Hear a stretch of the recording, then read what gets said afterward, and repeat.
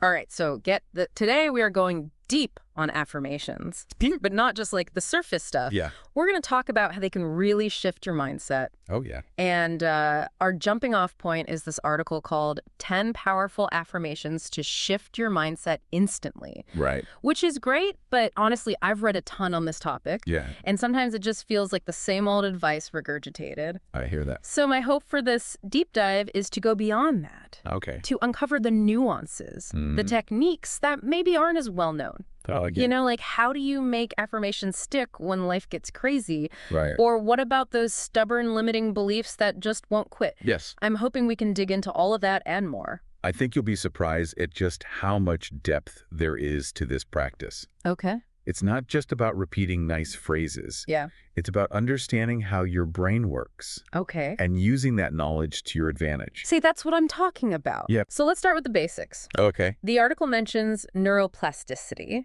which basically means our brains can change. Right. But how does that actually apply to affirmations? Yeah. Does just any positive phrase rewire things? That's where it gets interesting. Okay. Neuroplasticity isn't a magic button. Right. It's about repetition Uh-huh. and, more importantly, emotion. Okay. Think about it. Yeah. A fleeting thought barely makes a dent, Right.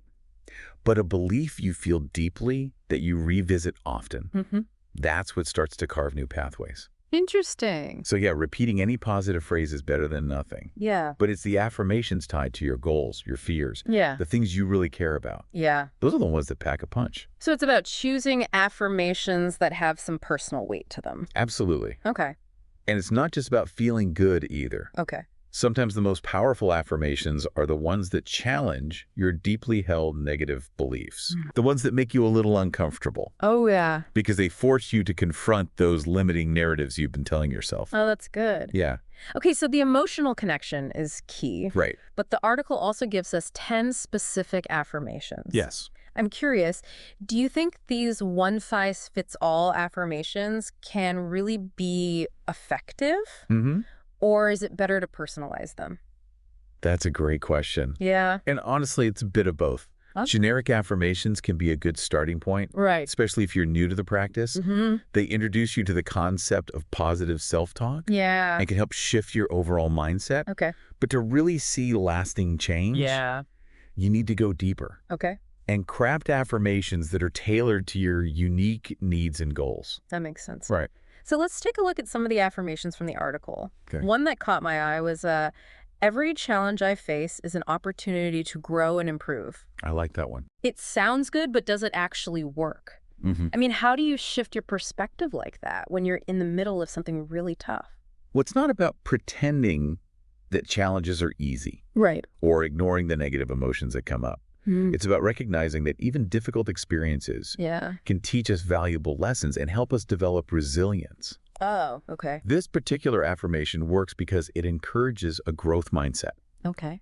Instead of seeing obstacles as setbacks, Yeah. you start to view them as stepping stones on your path to development. So it's about reframing the narrative, not denying the reality of the situation. Exactly. Okay. And that's where the real power of affirmations lies, Yeah. in their ability to help us consciously choose the stories we tell ourselves and in turn shape our experiences. I like it. Okay. Yeah.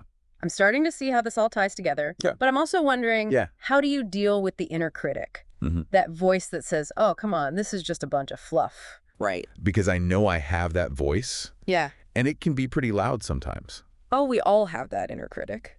Yeah. It's part of the human experience. Okay. But here's the thing. Yeah. You don't have to silence it completely. Really?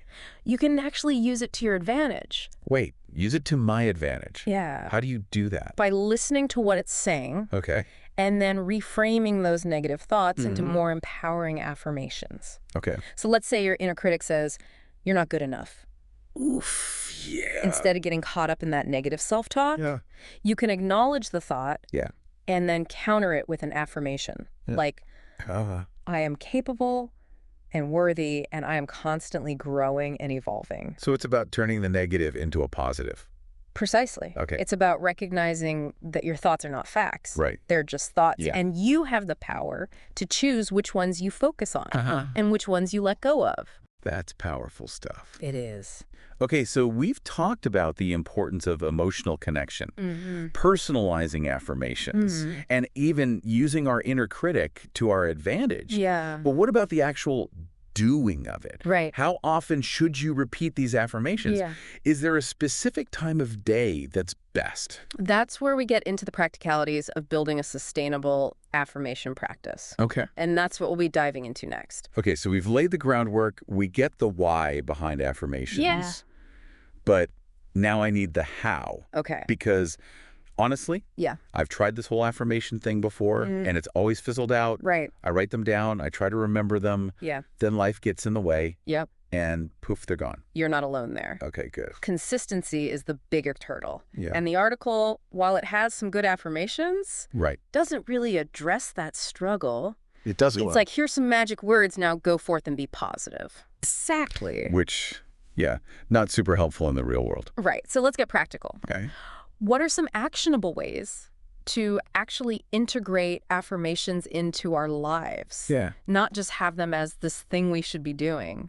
One thing that's helped me is tying affirmations to existing habits. Okay. Like instead of, I will work out more, Right. which is vague and easy to dismiss. Yeah. I have an affirmation I say while I'm warming up. Okay. It's specific to that moment. Mm-hmm. So it becomes part of the routine itself. That's clever. Almost like a trigger. Yes. The habit reminds you of the affirmation. Right. And vice versa. Exactly. The article mentions finding optimal times, Yeah. morning, evening, etc. Mm-hmm. But I'd go further. Okay. Think about your existing routines. Okay. The things you already do without fail. Right. Brushing your teeth, commuting, whatever. Yeah. Those are prime affirmation real estate. Okay.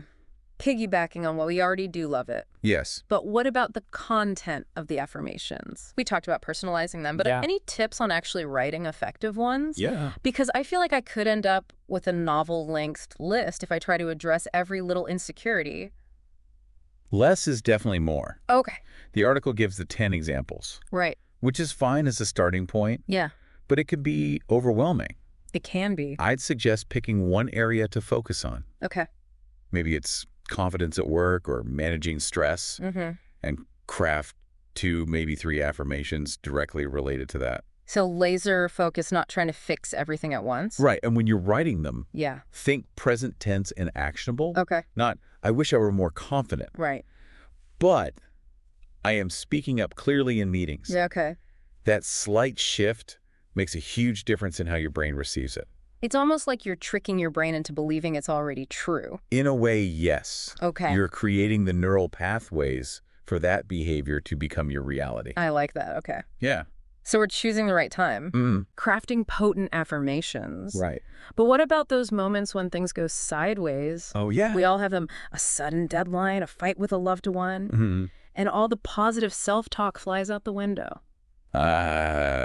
The emergency mindset reset, as the article calls it. Well, I actually think this is where affirmations are most powerful.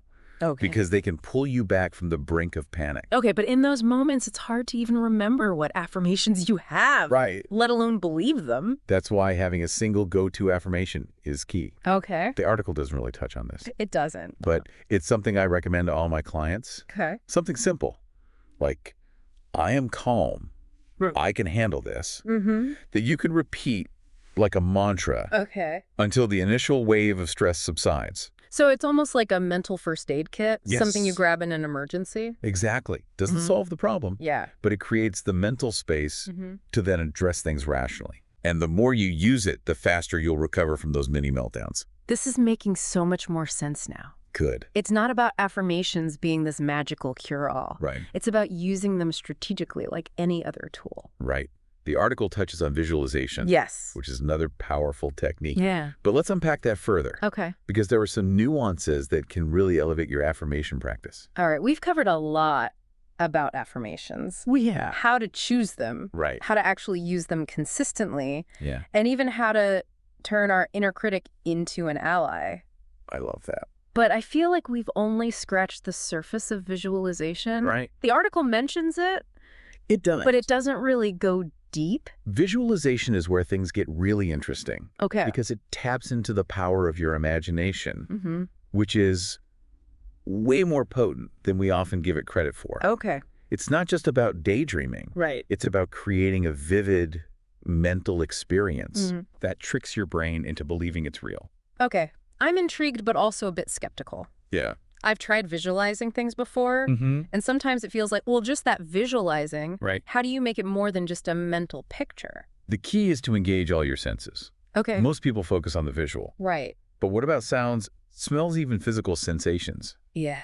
The more detail you add, Okay. the more real it feels to your brain. So it's like creating a VR experience in your mind. Exactly. Okay, cool. The article touches on mental rehearsal, Yeah. but I think that term is a bit limiting. Okay. It's not just about practicing a specific action. Right. It's about embodying the feeling of the outcome you desire. Can you give me an example? Sure. Let's say someone's working on an affirmation for confidence. Okay. How would they visualize that? Let's say their affirmation is, I radiate confidence and attract positive opportunities. Okay. Instead of just picturing themselves standing tall, they could imagine walking into a room, Okay. feeling the warmth of the lights, Yeah. hearing the hum of conversation, maybe even smelling a hint of their favorite perfume, All right. all while feeling that sense of calm self-assurance radiating from them. Wow. Yeah. That's way more powerful than just seeing a static image. It is. But how do you actually connect that to the affirmation? As you're immersed in that sensory experience, you repeat your affirmation, Okay. not just mentally, but feel it resonating through your body. Wow. Okay. You become the embodiment of that affirmation, not just someone wishing for it. So it's like you're living the affirmation in that moment, Yes. even if it's just in your mind. Precisely. Yeah. And the more you practice this, Yeah. the more your brain starts to accept it as reality, Okay. which then influences your thoughts, feelings, and actions in the real world. Okay. My mind is officially blown. love it. But this brings up another question. Yeah. How do you know if it's actually working? The article briefly mentions tracking progress. Right. But how do you measure something as intangible as a mindset shift? That's a great point. And honestly, it's not always about quantifiable results. Okay. Sometimes it's subtle shifts in your energy, your outlook, the way you handle challenges. Right. But there are ways to track those shifts. Like what? Journaling is a powerful tool, Okay. not just writing down your affirmations, but reflecting on your experiences, noticing any changes in your thoughts or behavior. Okay. Maybe you find yourself speaking up more in meetings Yeah. or feeling less anxious in social situations. So it's about paying attention to those small wins. Yes. The evidence that things are shifting. Exactly. And celebrating those wins, Yeah. no matter how small, Okay. because that reinforces the positive changes you're making. This has been such an eye-opening deep dive. Good. I'm glad. I feel like I've gone from skepticism to, well, not quite a believer yet, Okay. but definitely open to the possibilities. That's all it takes. An open mind and a willingness to experiment. Yeah. Because ultimately, the power of affirmations lies in your hands. It's about taking control of your thoughts, Right. choosing the story you want to tell, Yeah. and creating the reality you desire. So it's not about affirmations being this magical quick fix. Right. It's about using them as a tool for conscious self-creation. Exactly. It's an ongoing journey of self-discovery and growth, and affirmations are just one powerful tool in your arsenal. Well, I think it's safe to say that our listeners are walking away with a whole new perspective on affirmations. I hope so. It's not just about repeating positive phrases. Right. It's about understanding the psychology behind them, crafting them intentionally, and using them strategically to create real and lasting change. I agree. If you're ready to take that next step, we encourage you to revisit the article that sparked this conversation. 10 powerful affirmations to shift your mindset instantly. That's a great resource. But remember, don't just take those affirmations at face value. Experiment, personalize them, Yes. and make them your own. Absolutely. And who knows, maybe this deep dive will inspire you to craft affirmations that are so powerful, they become the foundation for an entirely new chapter in your life. Until next time, keep those affirmations flowing, and remember, you are capable of amazing things. You are.